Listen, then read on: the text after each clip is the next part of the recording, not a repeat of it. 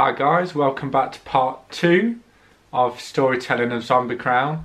Big thank you to all the people that have liked and shared and spread loads of love for video 1.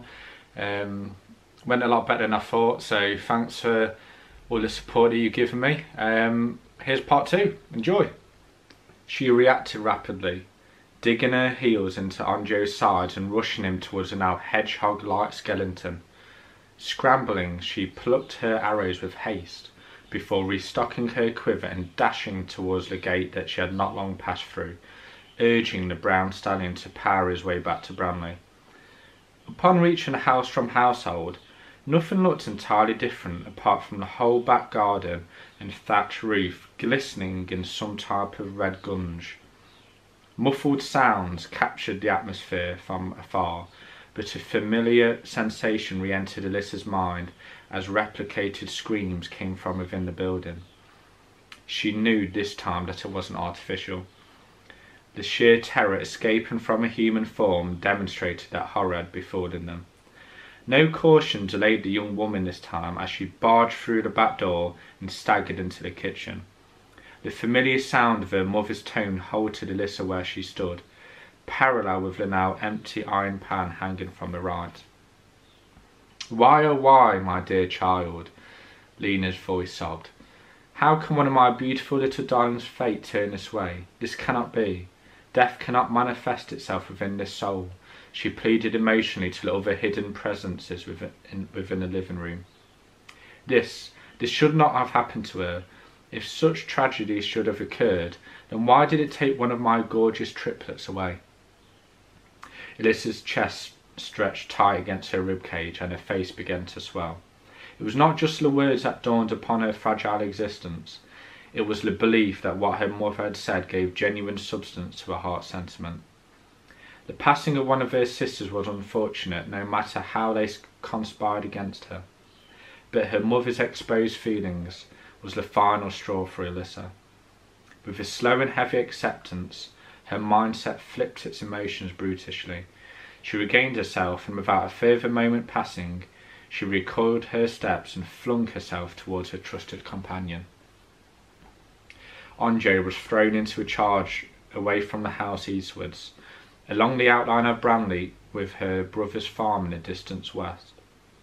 Together they flew past red-smeared trees and blood-looking wooden buildings, but it wasn't long before their attention was captured. They swiveled inwards at the village as their eyes witnessed a dark, rabid creature tearing apart human's body into gory remains with two gleaming wet daggers. It was Voggy, the well-accustomed tradesman lying face down on what should be a crowded main route at this hour. He was a common smile again amongst the small community that had once surrounded him. The torturous picture, however, made all of these occurrences in the past now. Blood trickled down the ragged murderer's arms as he thrust into Voggy's back, embedding the entirety of the blades into his flesh, before jerking his head at the deceased's open neck. Alyssa flinched as she saw the repulsive thing clasp its jaws around the villager's skin and tense into it, shredding off reddish matter before it reeled its head back in some form of elated glee. A short gasp squeaked out of her shocked mouth, which caused the rotten, disfigured predator to pause his indescribable actions. To her surprise, it wasn't crazed eyes that moved upon her attendants, but dark, empty eye sockets that appeared like deep, foul pits amongst a filthy battlefield of a face. Murky black smoke covered its exposed creamy face and limbs like scorch marks across a burnt eggshell. Shredded ebony threads across its narrow torso and midriff were the only obstacles covering up this vulgar being. It sniffed the air profusely in Alyssa's direction before moving promptly, retrieving its weapons from the static corpse and approaching her quickly. Despite its monstrous looks, it oddly moved elegantly like a disciplined wolf stalking its prey. Alyssa's instincts forced her left arm to grab an arrow and place it upon the bow waiting in her right. She knew that she had to execute this twisted being, but to act it out was not as simple as firing at a limp scarecrow. The panic caused her to loosen her grip, sending the arrow low and steady, striking the beast in the side of its gut. The surface level puncture leaked out a trickle of claret liquid, but it didn't affect the moving surge. Before it could take 2 further steps her way, Alyssa pulled back, confidently this time, and released, triggering the weapon to fly spectacularly in conjunction with the straight dirt path. It landed with a dull thump, entombing itself far into the middle of the victim's head. The thing instantly fell and collapsed forward into the already crimson, muddy stretch of earth. The deed was done, but the fright in the village was not. She avoided the unmoving body as she beckoned Andre forward to where Voggy now lay. The blood-soaked mound of the remains of this joyful fellow was all that was left to pity for this man. She could not comprehend any of this. It all seemed too surreal, but Alyssa fought back against her shocked senses and blanked out the horrors to move on. Her attention was taken away from the sorrowful sight as she spotted an unusual treasure sparkling outside the entrance to Voggy's shop, 10 paces up the street on the left. Her brain rekindled her memory to identify this item. She had longed for it since her eyes first fell upon it as a young child. It was the owner's trophy item that was almost always pinned up behind his counter in a rack of other numerous valuables. This one, however, permanently remained at the forefront of the now young adult's list of possessions to hold. The bronze-ribbed hilt had indents all along its grip that rose up to a distinctive guard of metal pointing outwards like a flat cross. An emerald gem lay within the pommel of the sword, which had always appealed to Alyssa. Its extraordinary combination of chosen colours made it unique yet authoritative looking. The arched silver blade reached a sharp tip, which may never have tasted blood. She walked straight to the curved sabre in awe. She had finally managed to get her hands on it. She lifted it up and playfully twisted it from side to side, angling it randomly to view the pure wonder and beauty of the weapon from every perspective. She had always wanted the weapon, even though she primarily practiced archery. Alyssa was disappointed that this acquisition hadn't been a reward for hard graft and payment towards Voggy's trade, but she wasn't going to let that degrade her value or purpose for it. Making her way back to Andre, she wrapped up her shiny piece of cold metal in a blanket, usually used for camping out, and tucked it away into her horse's largest saddlebag. However, this delay had taken Alyssa's concentration from the matter at hand. Further down the road into the village, 3 extra mutants had been introduced to her eyesight. Climbing her brown stallion, she turned to leave when she noticed one more delinquent entering Brandley from the same point of entry from which she came.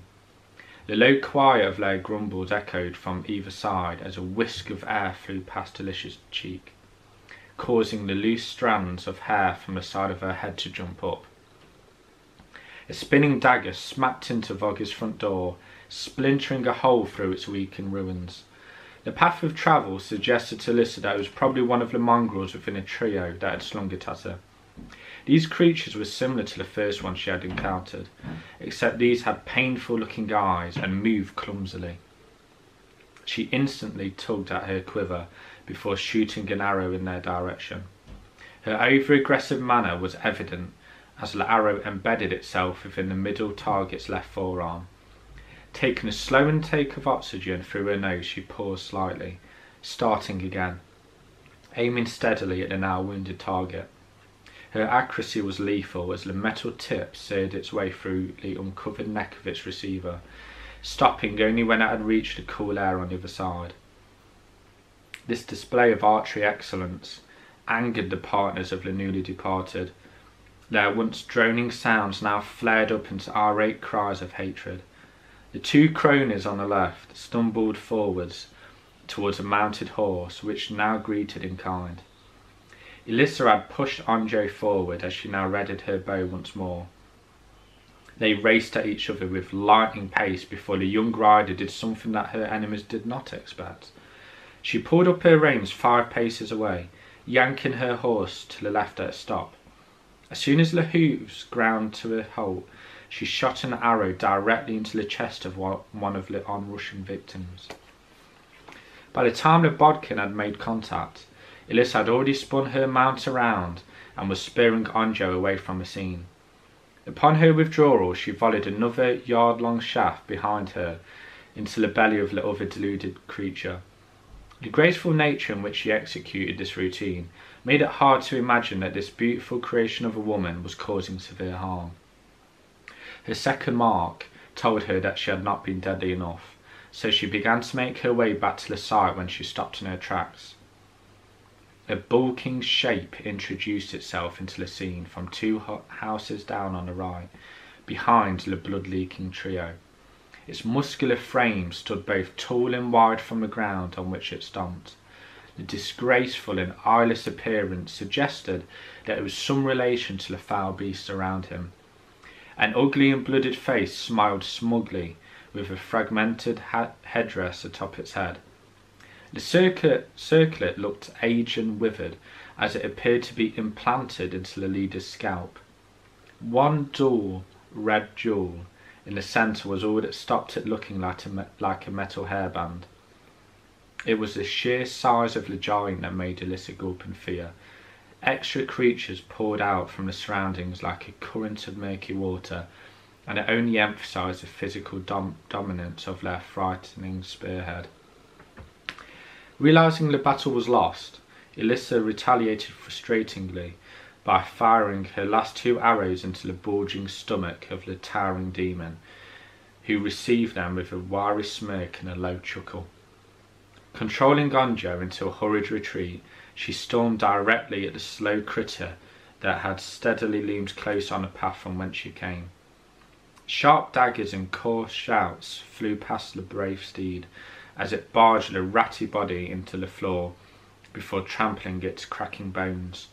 The pair exited the village to the left and made for the place that they had once called home. On arrival at her red-soaked house, Elissa seized the escape and looked at the quiet shell one more time. It suddenly occurred to her that she felt no pain, no emotion, and almost no belonging to the spot that she had grew up in. She felt alone now. All that was meant to give her warmth, hope and prosperity now looked upon her like a beleaguered pet, lost and never found. Thanking her associate with a soft stroke against its black mane, she blankly looked on as she beckoned Onjo onwards, in the hope of reaching the only house-strong member that she could rest her allegiance with. Okay, that concludes part 2 of Zombie Crown storytelling. So we saw Elissa going back to her village and then coming across the horrors that are now introduced into this book. Different types of zombie creatures. I went for different ones to give it a bit of variety. We've been introduced to one that was pretty filthy, eyeless, horrific creature thing. Some days, slow ones, like perhaps you'd see out of other programmes. And then that big beast that she shot 2 arrows into before escaping to her brother's farm. Quite a important part so far is when she's abandoned her family household. Is that going to have any consequences for her? Perhaps find out later in the book and trilogy. But for now, that will do for part 2. Join us next time. Thanks again. Take care and I'll see you soon.